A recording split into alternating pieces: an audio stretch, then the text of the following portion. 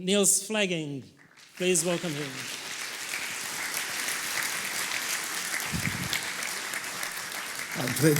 Hi, Niels. Good to see you again. Yeah. After 3 years. Yeah, yes. After 3 years. Some things have improved, others not so much. Yeah, that's how it's in life. So. But I love Belgrade, by the way. Yeah, yeah.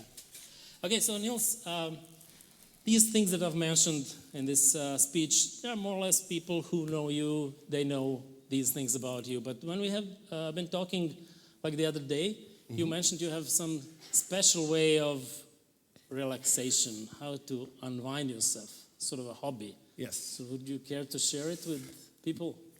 What do you do when you want to relax? Yes, yes. Not sure if you know the movie The Sixth Sense from, I think, the 1990s with Bruce Willis. Yeah. There is this guy, he plays this guy who, then we learn he's dead, right? But there's the kid, I remember there's the kid who can see the dead. So Yeah, I have a somewhat related it's not related to seeing dead people, but I write about dead people. Okay. So that's my hobby is to... So you're actually the kid from the movie? Yes, I somehow see dead people. Yeah, yes, yeah. yes. So it's really a hobby. It's not part of the job. I like to produce books with quotes of people, let's say from our field, from the past. So people like W. Edwards Deming, who one of the greatest thinker of management and organizations, and he passed away in 1993. Then of Peter Drucker, he passed away in 2009, I think, and now very recently of Taiichi Ono. So I put together their quotes into little books of quotes, and yes, I published them so that other people can remember the past, so that we can all see dead people in a way. Okay, so we actually can see the result of your hobbies. Yes, somewhere. yes. I want to give away a few copies of the book, by the way, but I thought I'd give away maybe 6 books of these. Okay. Yeah, you can have one if you like. This is the book with quotes of W. Edwards Deming, and this is the book with quotes of Peter Drucker. I think, is Peter Drucker even known in Serbia? Yeah. Probably, right? Yeah. Has anybody studied business? I did. Market?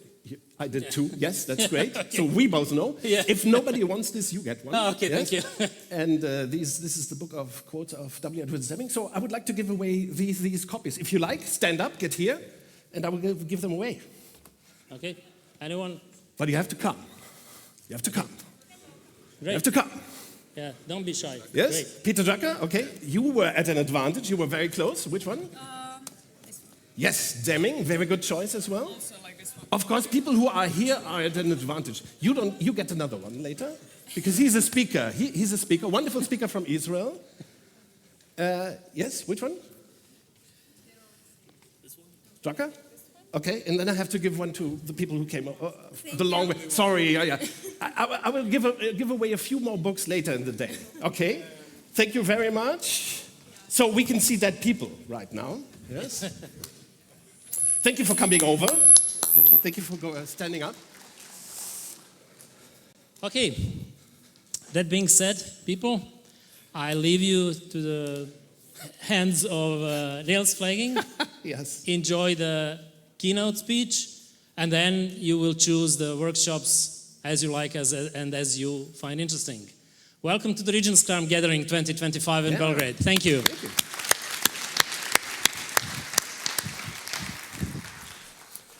Let's start with a little inquiry. I'm not sure if you noticed, but Agile is in crisis. The Agile movement is in crisis. It's pretty serious, I think. I think even Scrum is in crisis. But do you think so, or do you agree? Who agrees with me that Agile is a little bit in a crisis? You hold up your hand, just if you want to. You don't have to. But if you think, oh, there's kind of a crisis, a few hands went up, okay, very few. I want to do a little bit more of inquiry with you. You just have to hold up your hands and look around who else is holding up their hands, okay? So, for example, I might ask, you just hold up your hands, nothing bad will happen. You don't have to agree with me or with others, yeah? But the first thing is, do you consider yourself a software developer? Hold up your hands if you consider yourself a software developer. And look around, other software developers in the room, you might like them or dislike them. Not so many, okay? Who of you considers herself or himself an agilist? Okay, more agilists than developers. That's okay. Now, it gets more difficult. You really have to hold up your hands, otherwise you're not voting, okay, which is bad, in a democracy at least. Now, if I ask you about your happiness with the state of Agile, I will go down from 10 to 1. 10 is very good, 1 is not so good. What's your happiness about the state? How happy are you with the state of Agile today? It might be in your company, in your country, your organization. Yeah? And I will start with 10. Who is very happy with his 10? 10, state of Agile today. Who is very happy? 1 person. Look around so that I'm not lying to you. Okay. 9, still pretty happy. Okay, nobody's 9. 8. I see 1, 2. You have to hold up your hands a little bit so that I can see. Yes, hold them up. 8, we are at 8. Okay, 5 people or so. 7. 5 to 10 people. Now you might notice that at some point you should hold up your hand, right? So 6, which is not so super happy. Okay, more people. 5. 5. Okay, this is the average, right? Okay, now we're getting down to 4. Not so super happy. Okay, yes, this is not very happy, right? This is more like close to the unhappy. 3. Okay, there's the critical block over there. I like that. Yes, 5 or so people. 2, which is pretty unhappy already, right? Pretty unhappy. 2, yes, okay, 2 people, I think, in the room. And 1, that's the word. It's really bad. Okay, nobody. Okay. Good. I think there was a relatively large amount of you who is average, happy, unhappy with the state of Agile. Now, here's the thing. Of course, I think a little bit like that myself, right? I spoke here 3 years ago. Over the years, I have spoken on dozens of Agile conferences, mostly in Europe, but also elsewhere. My Israeli friend here, he told me, Elad, right? He told me that he just spoke at Regional Scrum Gathering Singapore, similar size of event, 200, 300 people or so in the room. But I think it was obvious already 3 years ago, or maybe even 10 years ago, that there was some kind of crisis looming, right? That there was a decline in innovation. You know, we went into agile scaling, which didn't make people happy. We could probably do an inquiry here about the state of agile scaling, and it would fare even worse than what we just saw, right? So we got into trouble maybe 10 years ago in Agile, I would say, and we may disagree about the scale of the problems we're in, but I think I need my slides now. I would like to suggest to you today that we haven't really tried Agile yet.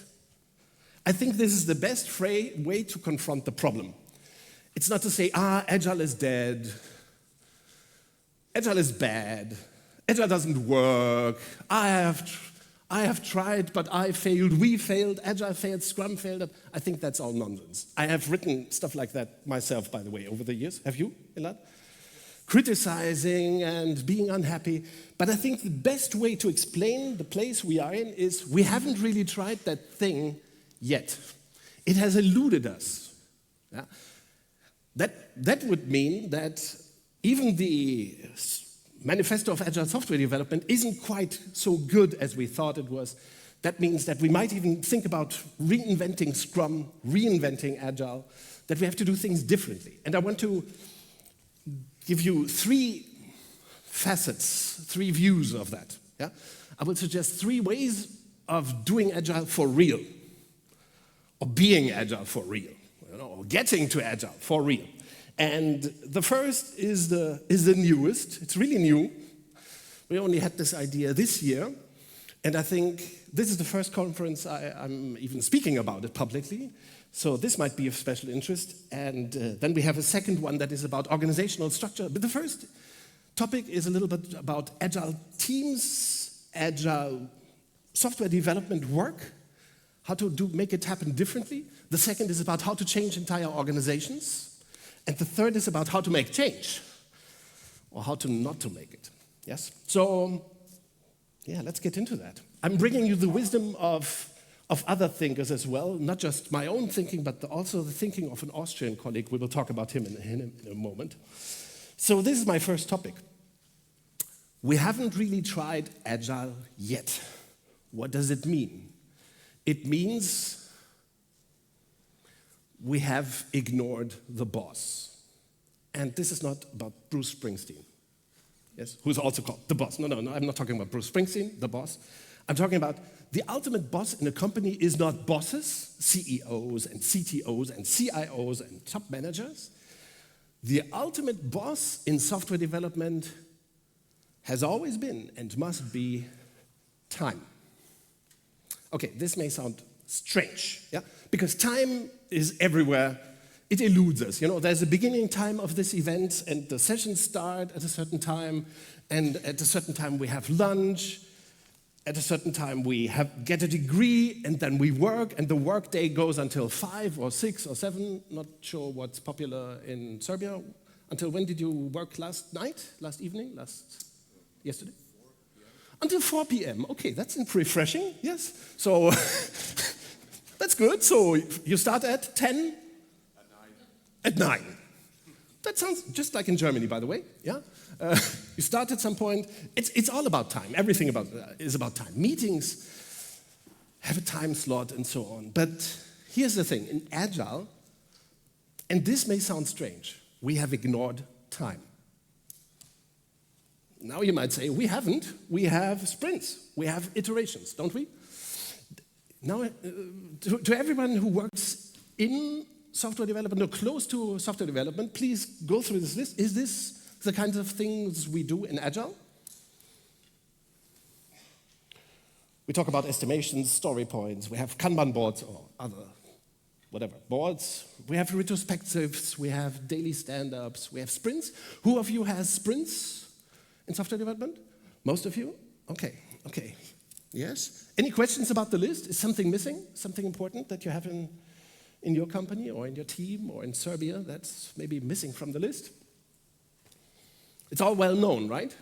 Okay, here's the thing. All of this, I think, is wrong. Because all of this is capacity-oriented and not time-oriented, yes? All of this is about bosses, you know, people in the hierarchy, and not about the real boss, which is time. So these things do not work. Not because you have done something wrong, I have done something wrong, Jeff Sutherland or Ken Schwaber have done something wrong. That's not my point. These patterns, you might call them patterns or structures or tools, they just cannot work. Scrum never had a chance of making us agile. Agile practices like these couldn't have made us agile, sadly. And here's the thing. Here's the challenge for this session, for this keynote, in a way. My first quote of Ernst Weichselbaum from Austria. Do you guys like Austria? You have history, I know. It's okay, yeah, Austria. He's an Austrian guy. He's also dead. I see dead people, as I told you. He was a friend of mine, a colleague, and a mentor. I wrote a book with him on time orientation. And he has a wonderful quote of him. From the perspective of the old, the new is always wrong. Nothing new can come out of old thinking. And here's the thing. The Agile movement, we haven't gone beyond waterfall thinking. We are still stuck in waterfall world. That sounds like a movie title, right? We are still stuck in waterfall thinking. We are still talking about capacity, for example, and not about time, yes? And Weichselbaum here says, yeah, we sadly, and this applies to our keynote here, there's a problem with thinking and with learning that the new always sounds wrong at the beginning. So don't worry if you think what I'm telling you about time and so on, the importance of time is wrong. No problem with it. Time orientation, says Ernst Weichselbaum also, is a connector, not a divider. It's a bridge, not a wall. Time orientation is prerequisite for organizational networks and self-organization. Here's the thing. If what this quote tells us is, and I think it's true, you don't have to think it's true, but I will invite you to think that it's true. If we do not work in a time-oriented way, then we cannot self-organize. We cannot put people in charge. We cannot have people being engaged, taking responsibility, being punctual. We need time orientation to get this self-organized, happy, wonderful working life going. And we haven't made that move yet. Here's a story from the 1950s, 1970s, a long time ago. But many of you might have heard about it. From the 1950s to the 1970s or so, Toyota invented, well, what did they invent? Just in time. They invented Kanban as well, starting in the 1960s. They invented flow, the concept of that work has to flow and shouldn't be stuck in different departments and then create waiting times and inventory, yes? So a long time ago, 60, 70, 80, 90 years ago, 80 years ago at least, Toyota started to create a time-oriented organization, truly time-oriented, yes? And they invented this incredible idea of single-piece flow. Have you heard about this? One piece flows through the factory. One car flows through the factory, and the next car is totally different, yes? So that's the Toyota production system is built on this idea that you do not create large chunks, batches to produce, or series of same car, 100 volumes, 100 times we do make the same car, then we make 100 of the next, and 500 of the next. Toyota went away from that and created single-piece flow. Now, here's the thing. Toyota wanted to get away from batch processing, right? They wanted to get away from all the production planning and scheduling and went to single-piece flow. Here's the thing, in Agile, we haven't done that. Not at all. Scrum even suggests the opposite. It still suggests capacity orientation. This is why we are stuck, I think. I know this might be hard to think about, but waterfall and sprints are the same. Waterfall and sprints are all about capacity. How much can I do in a sprint? How much can I do in 14 days? How many items or work items, yes, or user stories can I put into a sprint, and then I have to make estimates, and it's a lot of work. Is this correct or is this not correct? If this is more or less correct what I'm saying, please hold up your hand, indicate that you more or less agree. More or less is enough, yeah? Okay, so we have a lot of debate in organizations today, in companies, and software, even in software teams, about capacity. It's all about capacity. Everything in Scrum and Agile still is about capacity. So this is not to say that Scrum is bad. It just didn't go far enough. Yes? We still believe that capacity is fixed and that delivery time, well, it can vary. Right? It can take, well, we don't care that much. And sometimes there is an overlap and an item flows into the next sprint and so on, yeah, if we cannot finish. So we haven't made time the boss. We have created batch production. It's the same thing that Toyota wanted to get away from 70 years ago. Yes? So we are still stuck. And this of course, became evident when we tried Agile scaling. Do you have an Agile scaling framework in your organization? Please hold your hand up. It's nothing bad, nothing wrong.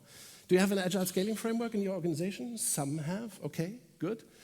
Okay, which brought additional layers, more steering opportunities, you know, more talk about capacity, more talk about volume. Yeah, the mere term scaling already indicates that it's about volume, right? Because scaling means going to high volumes. So this is where we stand. We still stand at capacity orientation. Now, what's the opposite? The opposite is obviously time orientation. Well, obviously, it's not obvious, of course. It's the new thing. The new kid on the Agile block, so to speak, is time orientation. So how does time orientation work, you might ask? Here's the thing. Delivery time is fixed, capacity swings. So in time orientation, we would say, here's a work item. It takes 1 day to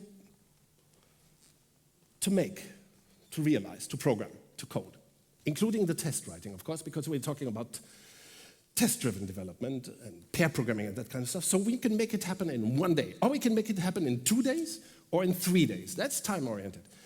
Every single item of work must have a time box. We don't need sprints. This is tough, I know. Sprints are superfluous. They are evil, even. Oh, this is hard to say at a Scrum conference in a way. But it's not against Scrum. It's just we need to reinvent the idea. So imagine every work item will take just 1 or 2 or 3 days to make. And then you hold people responsible for making it happen. Okay? Any questions up to this point? There's a difference. There are two worlds in which we can organize: capacity organization and time orientation. Any questions? Yes?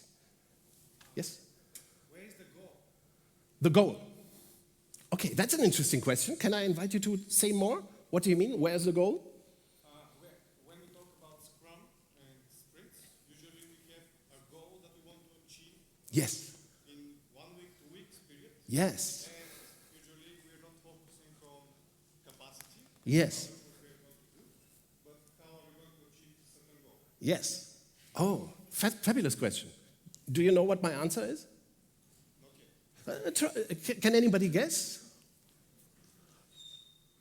Think about the manifesto of Agile software development. Yes? You do not need the goal. The goal is a beautiful illusion. Yes, thank you. Okay, let's think about the Agile manifesto, as we can call it, for a moment. Yes? The Agile manifesto say it's about building functional software, right? That's the goal. We don't need another goal. We need to develop, create functional software. Functioning, how is it in English? So that's the goal. Our colleague here is asking a brilliant question, right? If you have a sprint, you need to invent a sprint goal. But that's just bullshit. Ultimately, you have a list of things that you want to develop. We will come back to this later when I suggest an idea for time-oriented software development. Of course, there is a list of things that we want to develop, and that's the goal. The goal is to get things as much as possible. No? Oh, why? Okay. This is interesting. Why is that not the goal? Because this creates feature factory or software factory, and we want actually to deliver value for our users or customers. And the value is not in the functioning software? Not necessarily. Okay. Sometimes people deliver software that nobody wants or uses, right? Okay. Interesting. Oh, okay. This is so interesting. We should take it to the discussion session we might have later, if you want. Yes. Okay. Interesting. Because I would say the goal of any software development is to put functioning software. It should be relevant. Our colleague would add, right? It should be relevant to users as well. It's not just about producing functioning software, but it must be relevant and valuable to users. Yes. Of course. We totally agree. By the way. Otherwise, it would just be junk, right? Garbage. Waste, yeah. No. When I mean functioning software, I mean software that users will want and use, and that can be used, and that's valuable. That's, to me, it's natural. It shouldn't be a goal. But maybe this little discussion we just had, it also indicates what we spend our time with in the Agile movement. We discuss about goals, and the goals should be obvious to all of us. We should all have. Ideally, we should be of the same opinion. It's interesting that we aren't, totally, yeah? So, by the way, here's another thing that we take this discussion to the session if you want, yes? We will have a workshop here after, so if you want to discuss this kind of thing, come to the session. Here's another thing I would like to show you to make more specific what's happening in organizations and what should be happening.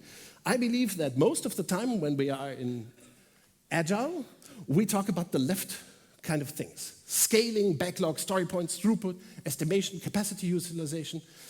I didn't have the goals here, right? But I think they would be here. Sprint goals, yes?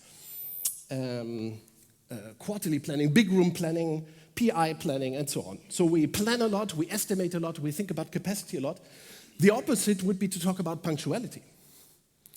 The opposite would be to talk about time boxes for each individual work item.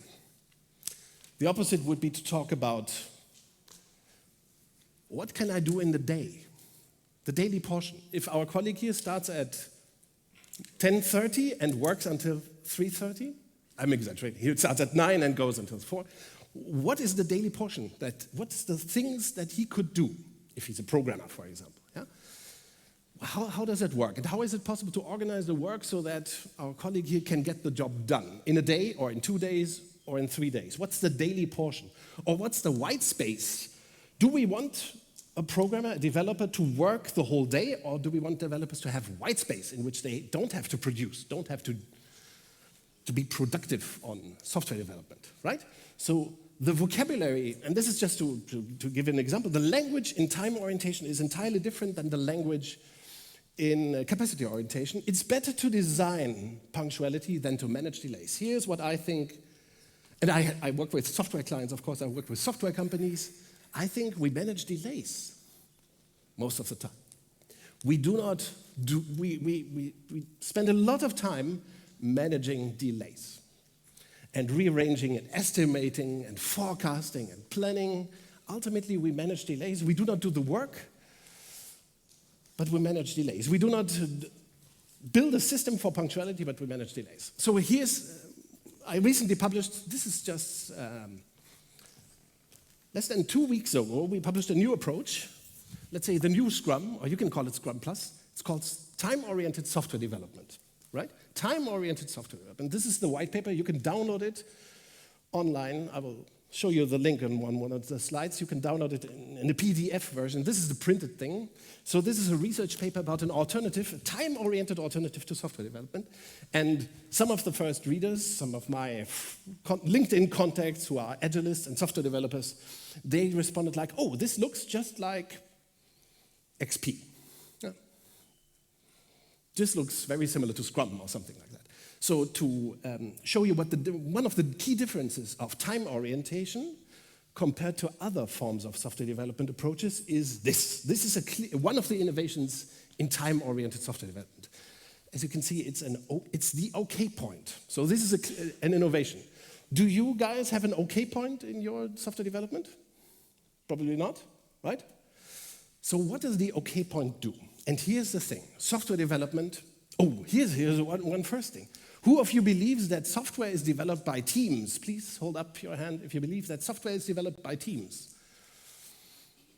Some of you do that. It's not true. Of course, this may seem strange, but let's think about it for a moment. Have you ever seen a piece of software, a feature, an item, that was developed by a team of 4 people, 5 people, 6 people, or 10 or 100? Something I learned over the last 10 or 15 years about software development is that every piece of functioning, valuable software is developed by either one person or 2 people, a couple, 2 people working together. Software is not developed by teams, which is another problem, I think, in our Agile approaches. We talk about software teams, but teams together do not produce software. Software is produced by 1 developer or 2 developers. But here's the thing, software development also has some of you might think a real software developer does not do testing, but of course, since test-driven development, we know that testing is part of software development, where you're not developing software, but trash, yes? So how is it being developed? And I think this is the solution. Software development happens in just 2 different stages, no more, no less. Conceptualization, where you think more about the concept of an item, of a work item, or a feature, and realization, where you actually produce it. Tests, by the way, can be produced both in conceptualization and should be produced in conceptualization and in realization. So these are 2 different, how are these phases differently?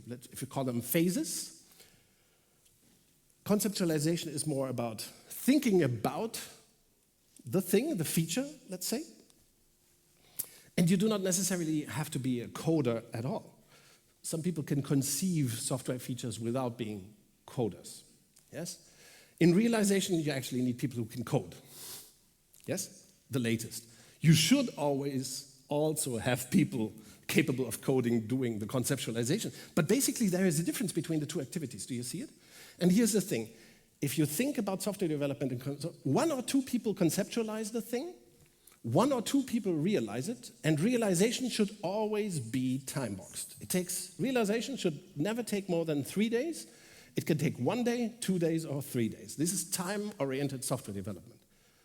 Now, if you think about it for a moment, if you have this, every item flows through this, and you do not need sprints. You actually have what Toyota has had for 70 years or so, single piece flow, single item flow.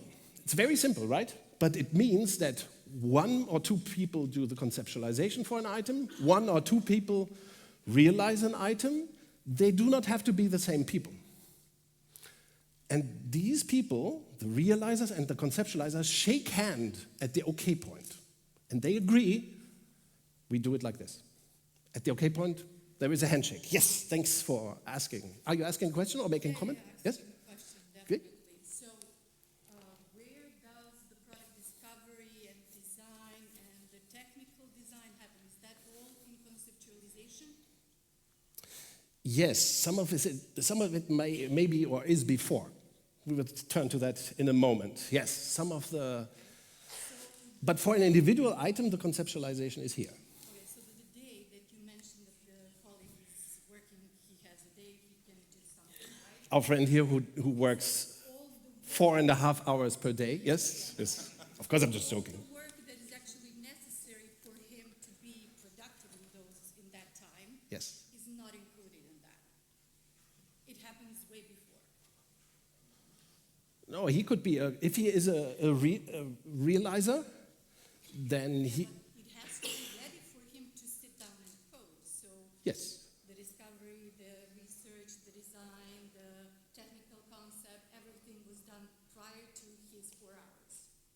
As a realizer, yes. As a conceptualizer, this is part of all that what you just said is part of the job. And there is this one step before Oh, okay, so to get to the developers are items. designing as well. Developers can design software, yes. Some even very well. I mean, some of... I was thinking more in terms of UX and visual design. Yes, now we get to the interesting part, right? Very interesting. What's just very interesting, and I'm not saying we have to agree, right? But look, what's happening is that our colleague here, what's her name? Anna. She is comparing this with her with the structures she knows, right? That you know that you have learned. Doesn't matter the structure. I mean, work needs to be done. I'm just curious. Yes. Where does it fit? Yes. Who is doing it? Yes. Kind of where do you take into consideration the time needed for that part of the Yes. Okay. Okay. I will not answer directly. I will answer indirectly. Where do you take the time from? We all have time, right? During the day, 24 hours approximately. Yes. Let's imagine we were farmers working on the countryside. We are farmers. The farmer has to get the job done on the day, right? In the countryside, there is even, in Germany, we have a saying, das Tagwerk ist vollbracht. The day's deed is done. That's what a farmer says when he lays down to, or he sits down to have dinner or, lays down, goes to bed. The day's deed is done. That's the idea of this concept. We all want to get shit done in a day, ideally. We want to be finished when we go to, you have a great party scene here in Belgrade, I hear. I haven't seen much of it, but that's my fault, yes. I'm here tonight. If you want to invite me over to have party, I would like to, but we want to go to the party and have accomplished something, finalized something. That's one of the big insights of time orientation. In our hearts, we want to get the day's deed done. We want to finish something on the day and be happy and proud about it. The problem with sprints is that people never get that feeling. The problem with waterfall is that people never get that feeling. The problem with project management is that you only conclude something after months or years. Yes? But we want to finish in a day. It gives us a good feeling as human beings. We need that to be happy. I think many software developers are unhappy because they cannot get shit done in a day. We are organizing the work badly so that nobody gets shit done in a day. And here's the thing. I also believe that we have totally wrong structures. Like UX developers. Who in your company has UX developers? It's not your fault. Okay, yes. That shouldn't exist. All developers should be full stack developers at a certain point of their career. And then of course, everybody can specialize, but you should never have a UX developer who's incapable of doing anything else. Looking at the database, his head will explode. No, you shouldn't have that, right? So the idea, I am inviting you to think through, and of course, in Anna's mind, the thinking is not completed. Yes, you want to add something? I want to go back to Yes. the metaphor that you used for farmers. Yes. So farmers do finish work in terms of the manual labor when they come in the evening and they rest and so on. They do manual labor often, but it can be with machinery. What they actually do, and I know a couple of examples of actual farmers. Yes. What they actually do is prepare for the next day.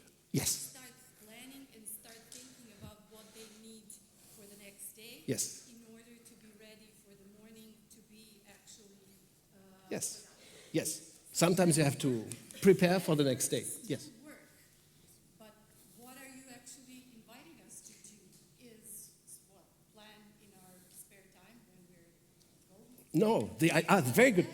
That invisible work, where does Yes. it Okay. Here's, resources, yes. communication, Could you have you been able to understand? Just to say, I have to interrupt you because maybe people at the back there are not understanding well. The question that Anna is asking, Niels, haven't you forgot about the planning shit? It must be done at some point. Where is it? She cannot see it here. The answer is, who knows the answer? It comes from people like Taiichi Ono at Toyota. Planning is, where do I have it? Oh, no, I don't have it here. It comes later. Okay, planning is waste. That's my answer to Anna's question. okay, so long term then Now she gets angry. Yes? Which is, we don't, remember, from the perspective of the old, the new always looks wrong. And this is clearly the case here. So let me explain, just briefly. it doesn't look wrong, it just Makes no sense. unfinished. It's unfinished. Thank you. Yes, it might be. I might well be wrong. But here's the thing. Planning in a complex world is waste. Think about that for a moment. Planning is waste. The farmer doesn't plan for the next day. She or he prepares for the next day. Maybe you have to pull the machine out already, or inside, or whatever, or clean something up. That's not planning, that's doing. That's preparing for the next day. So, if you finish an item, you might have to log it in. That's preparing for the next day. Yeah? Maybe you think in the evening, going to a cool party here in Belgrade, you think about the next day. That's also a way of preparing yourself. That's good. But the planning is just capacity circus, capacity theater.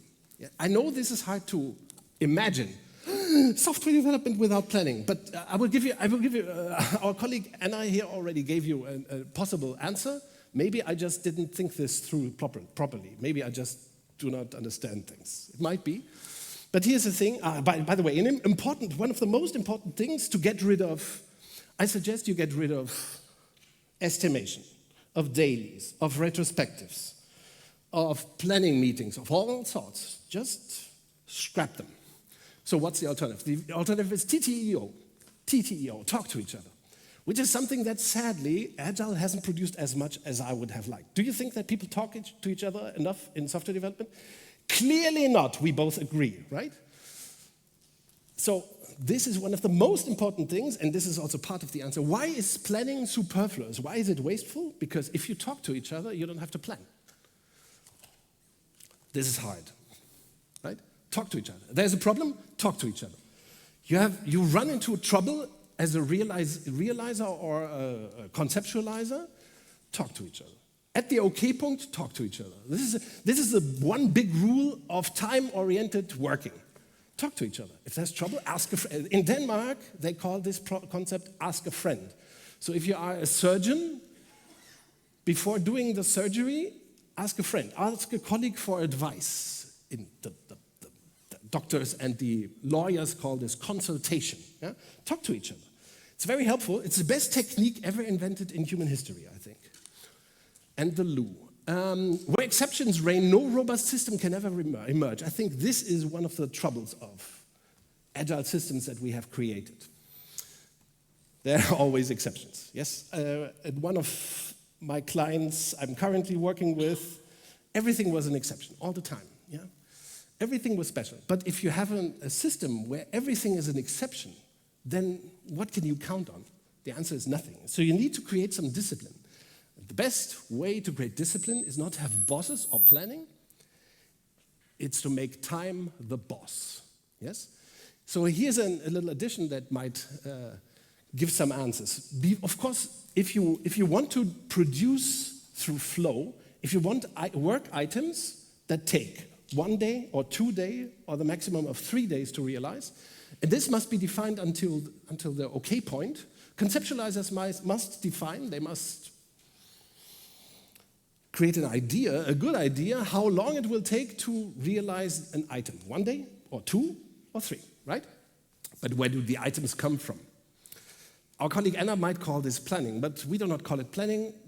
We think that backlogs are a bad idea because they focus people to talk in the wrong way about the wrong things. But there must be something where you have a list of items, software features, software items that you produce. And everything that's done in software development must be on the list. Everything. Everything will be time-boxed. Everything will be strictly time-controlled. So this is maybe part of the answer to the question, where does the planning or the conceiving, the technical, the research, where does this happen? It happens when you set up a list of items you want to work for. The idea here is, such a list, it's not a backlog. You have in the vocabulary of our friend here, you have a goal you want to achieve, then you think about what are the items that we need to produce to achieve that goal, and that creates a list. But at some point, the list will be finished, it will be done, and you move on to the next list. Yes? So this is the idea of time orientation. Have a list of items, have a list owner. Every list will be finished at some point, but you do not know exactly at the beginning how long it will take. What you know is that every item will flow through this process. Conceptualization, realization, with an okay point in between, and strictly time-boxed. We believe that this, we know, this makes the work very fast, and we start working like farmers. So that developers and everybody involved gets a feeling of getting shit done, as they say in English. Yes? So time orientation means the river only flows in one direction, right? From the list of items to conceptualization, through the okay point, through realization. And if you make up the numbers, conceptualization should be fast, right?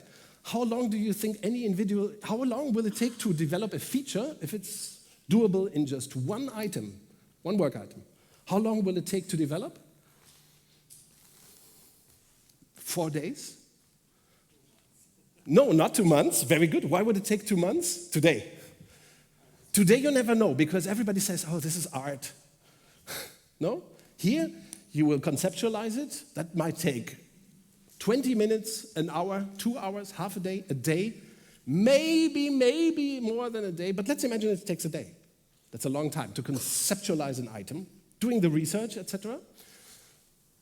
Then it moves to the okay point. There is a handshake with the realizers, and then it gets done in 1, 2, or 3 days. That means every item here, if you have an organization like this, it will be produced in 4 days. Fundamentally. Yes, very fast, very transparent. No sprints needed, no planning meetings needed, because everything that's important is on the list, and everything flows through this process in a time-controlled manner. Any questions from anybody else here about the concept? Maybe first the colleague and then Anna. Yes? What is the difference you make between time-boxed intervals and sprints? Where do you draw the line?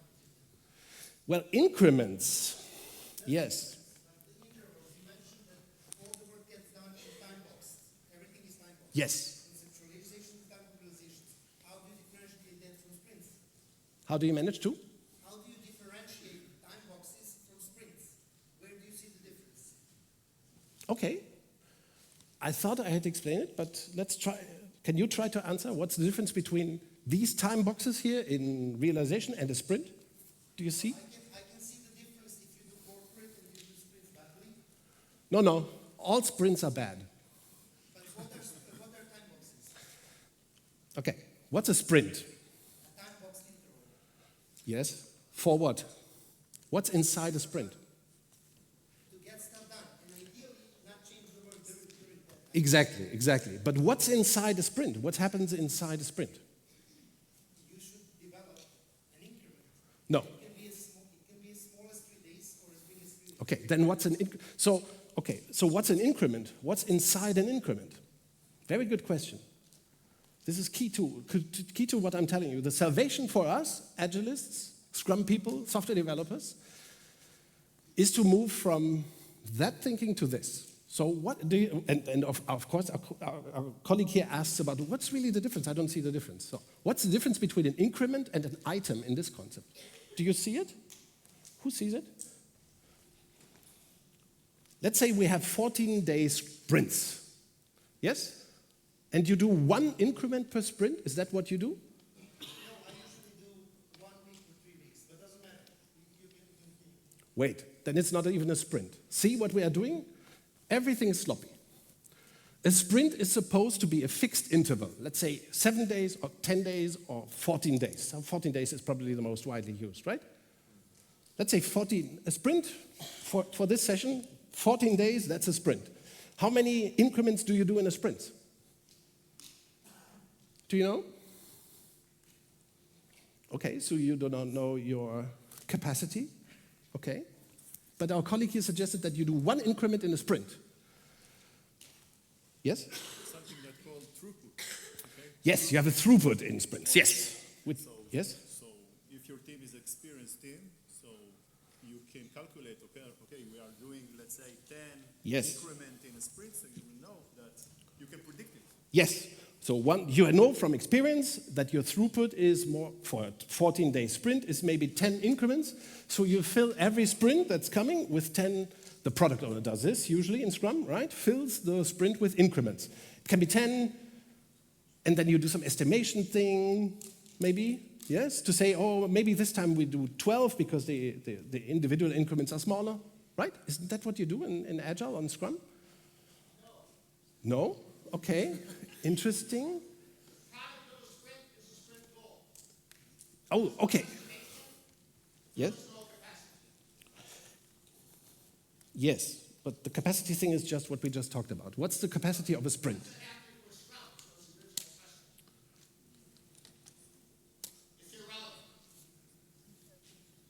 Yes, can you explain once more?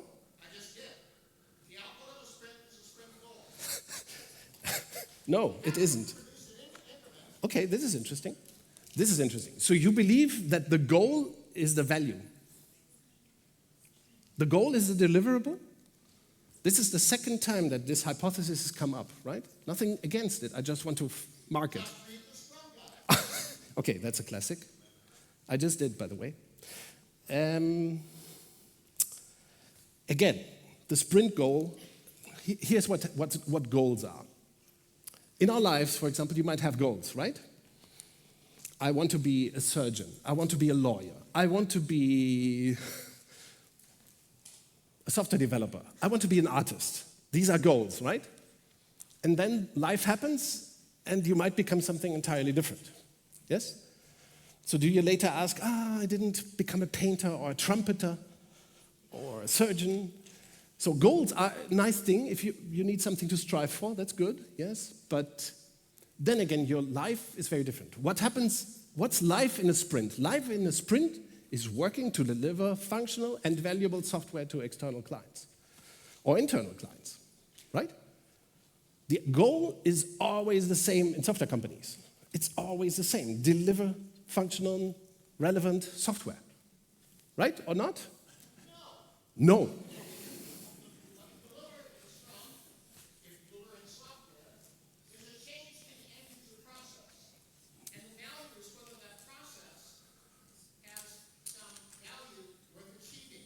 Are you a speaker at this conference? Why does that make a difference? Ideology. Here's the thing. We don't have to clarify this. It's interesting. When will you do your session so that people can join you? The Goal fans can join your session. When is your session? I didn't ask for your name, but... Okay.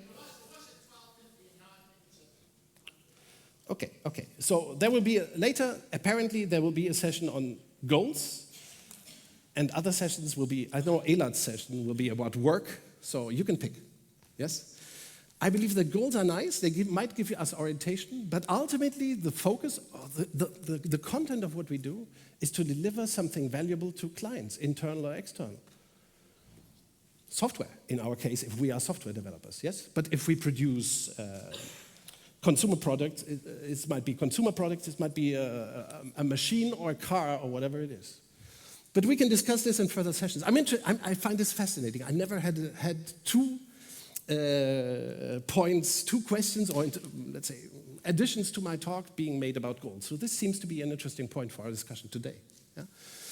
The river only flows in one direction. Here is the web link. If you want to understand and learn more about time-oriented software development, you might visit timeoriented.dev. You can download the whole concept paper there and learn a bit more about how it works. The idea being very, very simple. You do not need more than the list, conceptualization, the OK point as a handshake between conceptualizers and realizers, and then realization, which will always be time-boxed. And then you can get rid of the overhead, the waste, the meetings that you know that do not work, and the roles that you know that do not work, and the meetings and meetings and meetings that do not produce valuable work. This is the concept overview. This is online as well, so you can also print that out and read it if you want to. Like in time orientation, capacity is not scheduled, aka flexible, which is what Sprint suggests, by the way, that there is a certain flexibility, yes, but because you can put more or less items into a sprint, but it's not really. No, in time orientation, capacity is designed as a system. So you always think about, what do I do with capacity? If I want more capacity, what do I change? Do I hire people? Do I fire people? Do I send somebody to learn something to a conference like this? You know, capacity is designed. It's not a given. It changes all the time. People get sick, that changes your capacity. You hire somebody, that changes your capacity. So capacity isn't something given. We should take time as the given so that people can derive pleasure from work and we can design the system. So take a look at the paper, study it if you like. You can discuss with me on this stage after the coffee break more about it if you like. Here's another little thing that I want to share with you about how to get to agility for real. And this is more beyond software development teams, or software development departments, units, areas, or groups. This is about what we should do to organizations. I invite you to think about this. You don't have to agree, but I already presented this last time. 3 years ago, when I was here, I talked mainly about this topic, not sure if you remember, Pflaeging, about decentralization. I think decentralization is the key. But why is decentralization so important? Time orientation is very important. Decentralization is another matter. And let's again consider the alternative we have. What do we have? I believe most of our organizations have this model. Do you recognize it? Lots of hierarchy. Agile scaling, for example, is all about, I think, even the agile scaling frameworks that pretend not to be agile scaling frameworks do this kind of thing, consolidation and hierarchical levels. Is this true, more or less? What do you think? Are we still organized hierarchically by and large, with steering from the top down, lots of coordination so that people do not have to think so much for themselves? I think this is still the reality in most organizations. Yeah? Small, maybe startups not so much, but then when startups grow, they become pyramids. Yes? Command and control, that's how we call this in English. I believe that, okay, some people call this Taylorism, but we 100 years later, after Frederick Taylor, we don't have to blame Frederick Taylor that our organizations look like that. That would be unfair. So we have ourselves to blame that organizations are still very hierarchical, very steered, lots of planning, lots of steering. Lots of functional division. Do you still have testers separate from each others? Or architects separate from each others? Yeah. This is very common. Now, what's the alternative? The alternative is to decentralize, to have teams that run a business independently. Yeah, this is not an invention I made. Toyota is organized like this. Handelsbanken, Europe's most successful bank, is organized and has been organized like this for many decades. Buurtzorg from the Netherlands, this famous health organization, they are organized like this. You know, functionally integrated mini enterprise-like teams in the periphery do the job, serve the market, serve external clients, and the center, the organizational center, serves the periphery so that the periphery can serve the external client or customer. Looks very simple, right? If you have this kind of organization, you wouldn't have a sales department, you might not have an HR department, you certainly will not have a purchasing department, because all these structures move away when you integrate functions into teams or cells. Does anybody here know a company in Serbia that works like this, or anywhere else where you might be from? Any other companies that you think about? Yes? Tell us, please. Well, it's not only companies, but maybe divisions within, or small companies, or companies take this organization for a while until they get sold. Yes. There are examples like this. Yes. Yeah. Okay, good. Do you have one particular in mind that you could name? So there is a fintech company, LinkedIn, that actually... LinkedIn? Yes, LinkedIn. I've been working with them for a while. Uh-huh. They have actually moved from sprints to a single piece flow. Okay. And they are as, not entirely, but they are organized in a way that teams can make decisions, talk to each other, make those decisions. It drops at finance regulation, Yes. but as you said, it doesn't go to 100%. Yes. This is something very true that our colleagues are saying here. Some companies have this kind of, let's call the left organization, we can call it the pyramid organization, and the right organization is the peach organization, yeah, decentralized. And some organizations, larger companies, LinkedIn might be an example, they can have some of more pyramid, tailorist, hierarchical organizations have these kind of substructures inside them, where a small unit or a bigger unit even might be protected from the rest and work in the right model of functioning, yes? Here's the thing, I think we haven't gone very far in doing that. Functional integration, decentralization of, and authorization of the periphery so that they can be in charge and run a business. Because we are still doing this. This, if you like to take photos and share them, this might be something. I call this the bullshit list. Again, from the perspective of the old, this might not be easy to understand, but I reviewed this list yesterday, and I think every item here holds true. All this is part of the command and control pyramid hierarchy model problem. None of this creates value. None of this works. Why? Because people, human beings, are intelligent, markets are complex, software development is also very complex, and we try to organize in ways that are dysfunctional. Employee surveys are a favorite of mine, for example, asking people in surveys about what they think about the work, and then you do nothing with the results. That's interesting. But also you find a lot of planning things here. Fixed. Oh, the first is interesting. Do you have bonuses and incentives in your company? See, has that ever worked? No, because people are intrinsically motivated. We talked about this here in this room 3 years ago. Every person in the world is intrinsically motivated, and you can only destroy people's motivation with incentives and bonuses. It's a weapon of motivational mass destruction to hand out bonuses that are linked to goals or targets or quotas. Yes, so this is, for me, is the bullshit list. We can discuss it in the workshop session if you like. Having an opinion about, about my dear colleague who passed away last year, having an opinion about what's coming is valuable. Steering is not. And this list, of course, is a lot about steering. Strategic planning, oh my God. Balanced scorecards, pay for performance, oh my God, it's all steering. Okay, so here's another thing for the last 2 or 3 minutes that I have, how to make change. I think we are totally fucked in the Agile movement about how to make change. We're doing it all wrong. And I will try to give you an example. If you think that people are the problem, you will try to change them, right? The problem is that has never worked. We cannot change people so well. The ideology of that is called behaviorism. You observe a person's behavior, Elart's behavior, I observe it, I want to change it, and I try to force him or convince him. That has never worked. Yeah? Part of it is because Elart is intelligent and a human being and a grown adult, and not even children can be manipulated like that. Yes, behaviorism is a mess, and it's also not democratic at all. So how about this? The alternative is to flip a system, not to change people, but to flip the system. Change the system. For example, get rid of the budgets, get rid of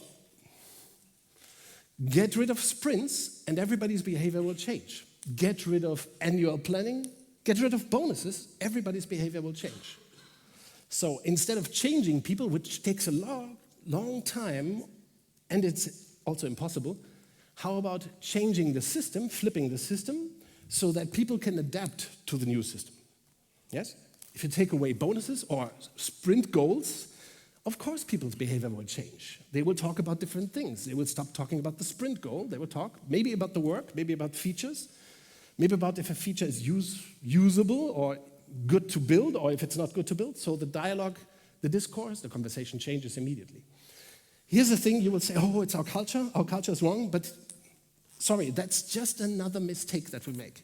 We think that culture is powerful, but culture is more like a shadow of an organization, a shadow of a team. If a team has a bad culture, you might be able to observe that like a shadow, but you cannot change it. If your organization has a bad culture, we don't have an innovation culture, change the system, but you cannot change culture.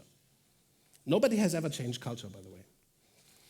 Yes? So culture is neither problem nor solution. We just have to accept that there is a certain culture, we can flip the system, and then we probably will observe cultural changes. Here's the thing. There are two modes of operating.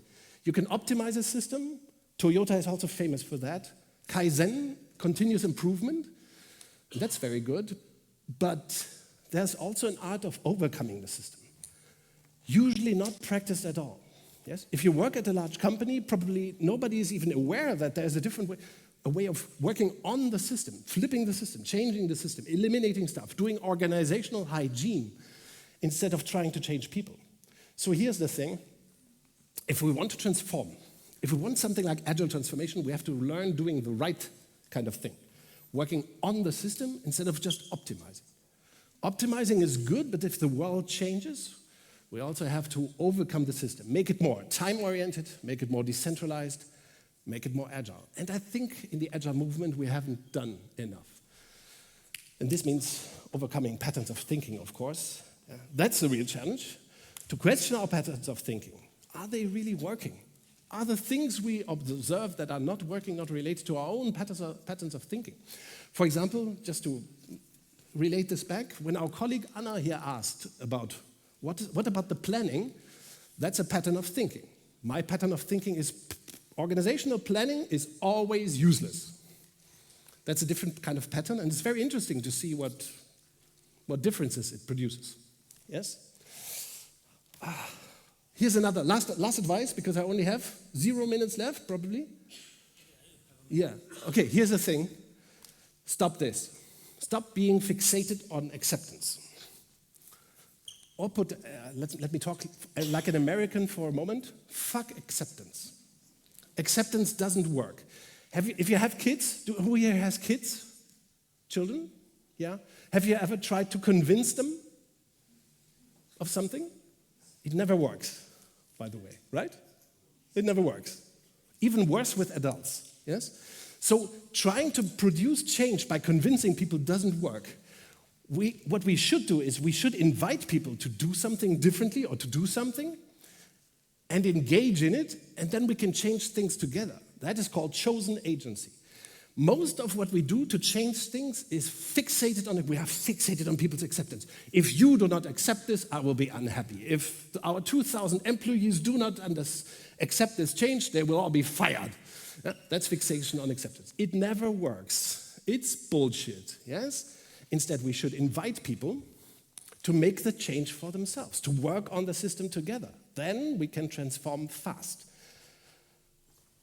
We can never transform an organization with 20 people or 2,000 or 20,000 if we want everybody to agree first before we get going. It just doesn't work. By the way, we cannot convince, we cannot announce. Announcing doesn't work.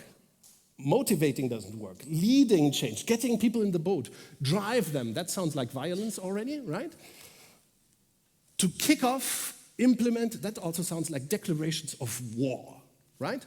The left side is totally doomed. Yeah? So why not change, work the systems together? And then it's very fast. By the way, we developed an approach for it. I talked about this 3 years ago here, open space beta. It's a way with chosen agency, together with all the willing, all at once, change a system. Within, depending on how you count, it takes 90 days or 180 days. No transformation in the world has taken long, decades. Every revolution has been fast. Every real transformation is fast. We talk about doing things differently. We learn to think differently. We do things together and then learn more while changing everything. So this is the future. Sum up. Agile is time orientation, or it isn't nothing much at all. That's my recommendation to you. Second, decentralize, repeat. Because there is no other way than to decentralize if we want to get shit done. And third, we can transform organizations. It takes just a few months. Do not wait for it. Let's make it happen. Thank you very much for your patience, for your interest, also for your questions and comments. This was fun.